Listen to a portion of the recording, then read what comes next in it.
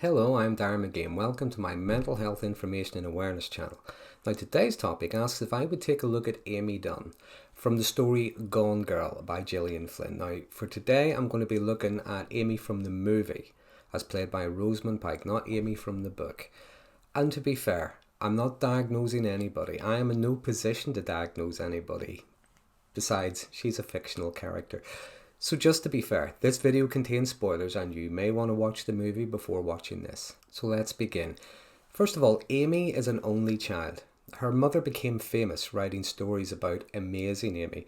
Now this is a fictional character based on her when she was a child, and we hear Amy saying in the movie, she always felt Amazing Amy was always one step ahead. She could never live up to the ideal that Amazing Amy was. Now in reality, the real very rarely lives up to the ideal, and this can cause frustration, shame, and disappointment, among other things, particularly when a child is idealized, because we learn her mother is harsh, judgmental, controlling, idealizing Amy with impossible standards where there is no room for error.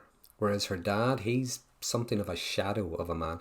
He's trying to keep Amy perfect, but in a gentler way, almost like a softer version of her mother, to try to pacify the mother, but unaware of the effect that this has on Amy. Now in narcissistic families, it isn't uncommon for a weaker partner to encourage the kids to act in a way that pacifies the other parent. Give them what they want. Look at how I suffer. Look at how we all suffer whenever you don't. So Amy grows up not only in the shadow of a harsh, judgmental parent, but always comparing herself unfavourably to essentially a fictional character, someone that doesn't exist.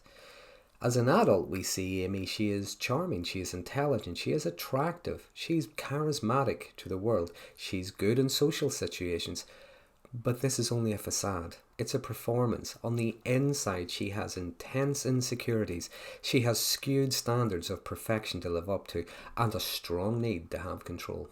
She doesn't really have friends, though we see she can form relationships, like she does with her neighbour at one point in the movie, although that was more a form of manipulation, part of her plan against her husband Nick. With Amy, the only real interactions, relationships, are with her partners, who seem to have enough of the qualities that she finds attractive, enough of the qualities that she wants, but then tries to mould them into her ideal version of what they should be. We learn in the movie she has a history of claiming to have been abused. One of her partners was framed for rape. The other ex she claims was controlling and stalked her.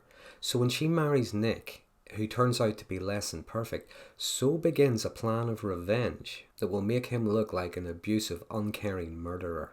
Because Amy takes everything personally, from buying someone a tie that they don't wear to them having an affair. She takes everything personally.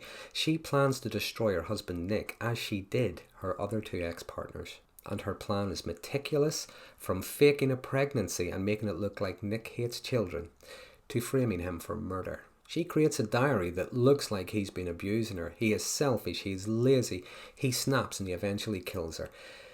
She makes treasure hunts for him throughout this, but all of the clues that she sets out in these little games hint at his infidelity, and they are aimed at humiliating him. She takes a lot of time. She learns about the details in crime. She forms relationships with a neighbour, as I've mentioned earlier, creates evidence of financial difficulties, making it look like Nick was irresponsible. She draws her own blood, makes a haphazard attempt at cleaning it up, making it look as if he was trying to hide the fact that he had murdered her, because she wants to destroy him. People will hate him. He will end up on death row, all because of his unwillingness to be the version of himself that she wants him to be. Now when her plan is hatched, when it's put into motion, but doesn't go to plan, she manipulates her ex, Desi, the one she claimed was a dangerous stalker, to get out of the mess that she has created. And she frames him as a dangerous stalker and a rapist, makes it look as though he had abducted her and held her against her will. She uses his CCTV to make it look convincing. Then she kills him and returns home as a victim, and willing to forgive her husband Nick and start again, to work to fix the marriage. She even impregnates herself with sperm that he had stored at a fertility clinic. By now, Nick knows who and what she is, but he's trapped. He knows the lengths that she will go to destroy others, and there's no way he's going to leave a child with her just to get away, just to escape. She has won. She now has the perfect life and the perfect husband. So what's going on with Amy? Well, we see a history of neglect, harsh judgment from her mother, and towards herself for not being like that fictional character her mother had created and made famous. She becomes a narcissistic monster obsessed with perfection and control. She manipulates people to try to create a version of reality that she has envisioned. Just like the amazing Amy in those books. There is that history of accusing people of abusing her if they do not live up to her expectation, and is prepared to physically injure herself to reinforce that narrative. Well, there's a lot of narcissism there. She isn't reactive. She's calculated. She plans her revenge well ahead, researches, creates evidence along the way. She murders her ex Desi coldly and without emotion just after having sex with him. She shows little emotion when being interviewed by the authorities, still covered in Desi's blood. Now, I don't have a lot of experience in this area, but I'm prepared to bet that a real victim of something that she was accusing him of would be screaming to get the blood off her before even answering any questions. But she goes home to Nick still covered in the blood, makes him watch her wash it off when she's in the shower. She's wearing it almost like a trophy. And we see no remorse, we see no regret for anything she's done. Her ex, Tommy, life ruined because he didn't wear a tie that she bought. Desi, he was just an object that she could use, something that she could benefit from. So is she a psychopath or is she a sociopath? Well, narcissism is a very strong characteristic of both psychopaths and sociopaths, as is the manipulation of others, conceitedness, a lack of empathy and deceitfulness. Both come under the antisocial personality disorder umbrella. Sociopaths, though, are more impulsive and tend to stay on the outskirts. They tend to live on the fringes of society. Psychopaths generally have much more self-control, are more calculating and can be more methodical.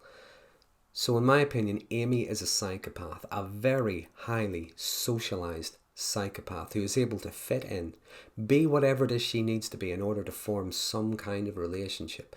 And those relationships, they are for her own ends. She sees people as objects. She is callous. There is no remorse. She thinks in terms of me. Now, at the beginning of the movie, we see her almost helpless in the sense that she wants some kind of control, which we all need some kind of control in our life. She's charismatic, she's romantic, a little bit vulnerable, but by the end of the movie, we learn she is a schemer, she is vindictive, she is easily wounded because everything is about her, everything is personalised. By the end of the movie, she has full control. It's one of those movies where the villain wins. So they're my thoughts on Amy Dunne from Gone Girl. If you have any comments or questions, please use the comment box below. I do like reading them and responding to them whenever I can.